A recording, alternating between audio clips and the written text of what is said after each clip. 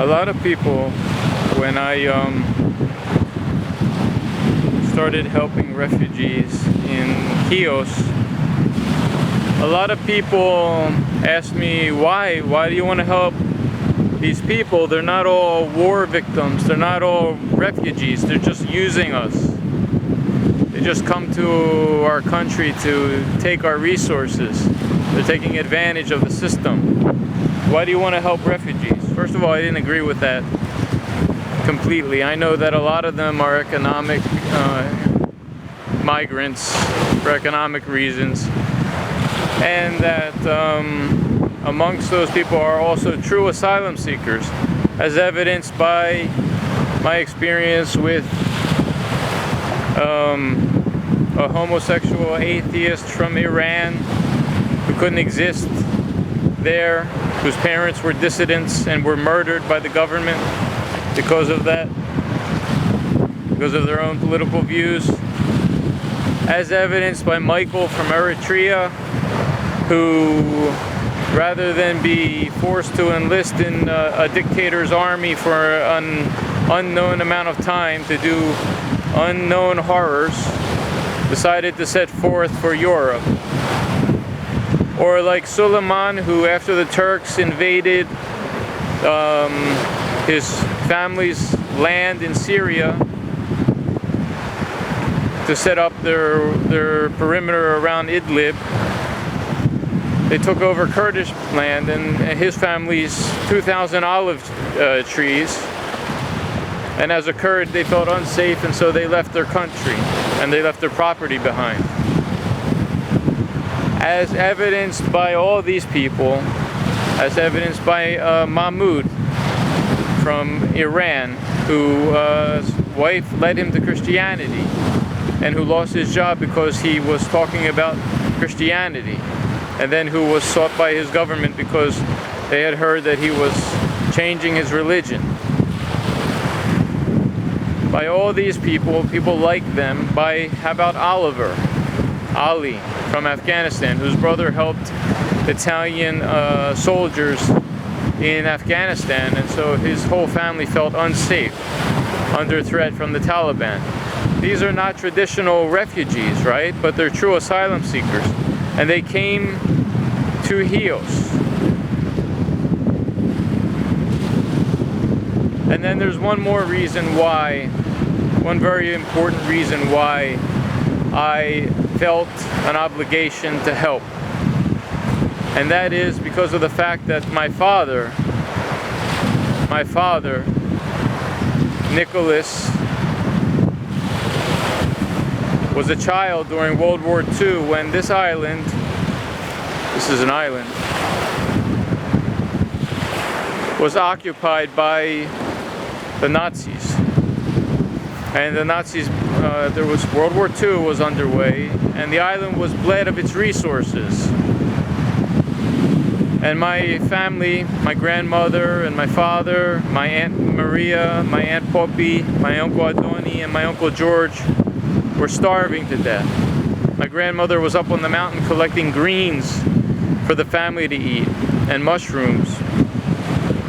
There was no such thing as meat.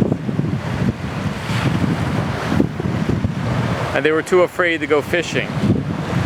But they stayed up halfway up the mountain there where they lived to survive.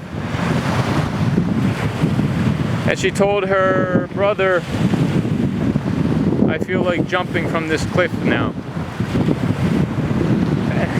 After, my Uncle George would take wood to German soldiers and trade it for bread or eggs. And one day the man that he usually traded with wasn't there at Daskalopetra, the big house at Daskalopetra there, where the Germans were based. The guy that he knew wasn't there, and somebody else met him at the top of the steps with the heel of his boot and knocked him down the steps. And at that point, my grandmother decided it was time to leave. And like many chotes before them, they notified people that they wanted to leave Chios for Turkey. So they went to a designated place to wait for the coast to be clear, and they waited there for 3 days. Many refugees will tell you the same story, but from the Turkish side. They waited in the forest for days, for a week. My father, as a child, waited for 3 days, hidden in a hole at the beach now known as Gladi, where tourists go and enjoy a good time and listen to music. It's a nice little cove of a beach, a good place to hide a boat, or to bring a boat and be hidden from view. So my father's family waited there until the coast was clear, and the captain of the boat, I think his name was Capitan Marcos, he was from Io Marcos neighborhood. He was survived, I think he's still alive actually. I met his sister in New York.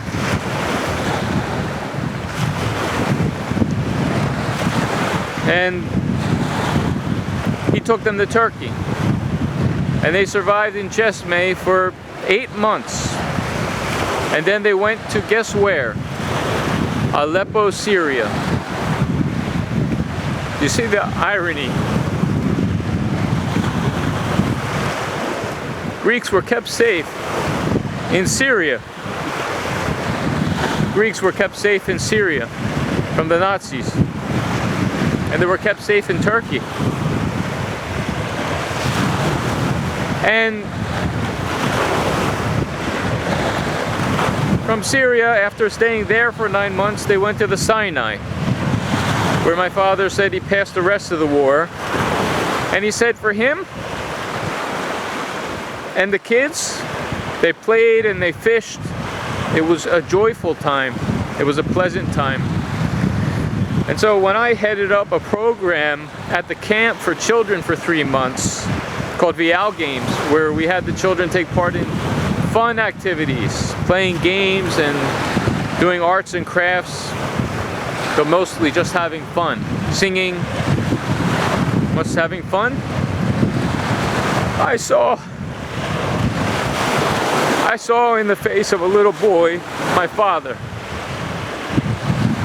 And I wanted that little boy to remember this time in his life as a fun time, when he met foreign people who were nice to him and took care of him. And now on these shores,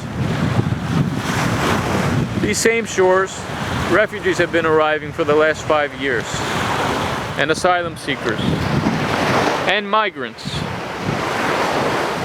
And I want to remind you, Greeks, Greek Americans, Greek Australians, Greeks in London, that your forefathers did the same thing. They sought out better life in other countries. Some of them jumped ships, some of them did it illegally. Many of them did it illegally and later became legal citizens. Many of them did it legally. However, they did it. They did it. So we cannot find fault in people seeking a better life. If you want to do something different about it, what you can do is make efforts toward developing their countries, making their countries better places for them to thrive. And then they won't need to come to our West. They won't need to come to Europe. They don't want to. They don't want to leave home. They do it with broken hearts.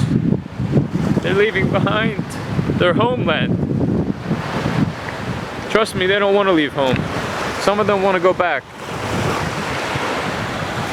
So, I like to remind Greeks of this history of ours, because my father's history as a refugee is a shared history for many Chiotes. Many of you who may be watching this video now have had relatives who were refugees at one point or another. And the island of Chios and these islands close to Turkey have seen refugees throughout the centuries go back and forth. They've seen migration go back and forth. They've seen all sorts of people live here. So you cannot use the word xenos. You cannot use that. Because really this place is just a transit point for so many people throughout history. The Italians were here, the Genoese, the Venetians, you know, the Germans occupied it. Greeks came from Anatolia, from Asia Minor, when there was the, after World War I, and also after the massacre, the Ottomans massacred so many Greeks in Turkey, and Greeks massacred far fewer, but also massacred Turks here. Just keep that in mind when you think about the situation. Wherever you are, in Italy, Spain, Germany, wherever you are, keep that in mind. It's a shared history. And I'm proud that my father is proud of me for this, for what I've done. He's proud of me. That doesn't mean I don't see the local perspective. I realize that, you know, some people have damaged property, have stolen goods. There are ways around this, you know, there are things we could have done to prevent this. For instance, we could give a damn.